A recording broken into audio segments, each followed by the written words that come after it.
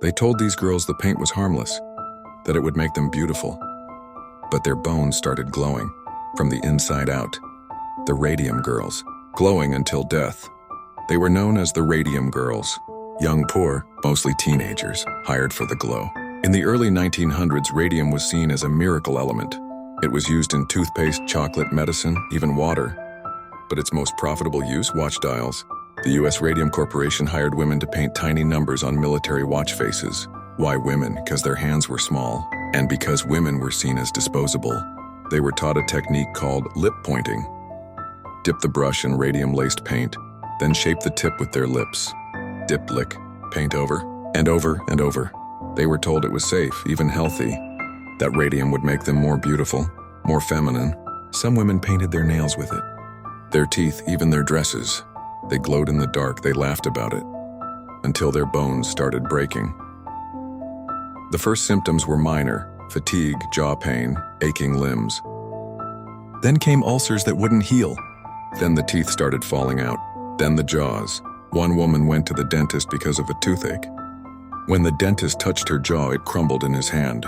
Some women's bodies literally fell apart, bones deteriorating while they were still alive. Doctors were baffled.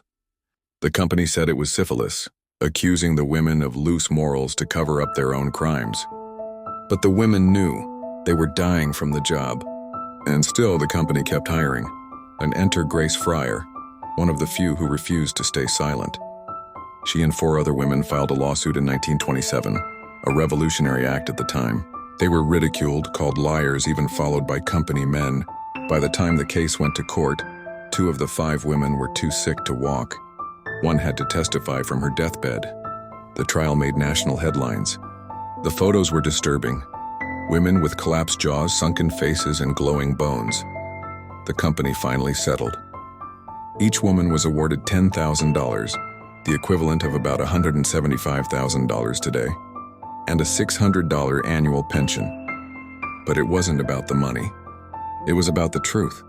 One author case led to major changes in worker protection laws, the creation of occupational safety standards, and new limits on industrial radiation exposure. But for the Radium Girls themselves, justice came too late. Many died in agony. Their remains, and even today, are radioactive. Their bones glow under ultraviolet light. They were lied to, used, discarded, all for profit, and paint that glowed in the dark. They were lied to, used, discarded, all for profit, and paint that glowed in the dark. Their bones still glow today, and the world pretends they never existed. But here, and we remember them. Subscribe for more disturbing true stories they don't teach in school. Dark history, lost voices, and the truth they tried to bury.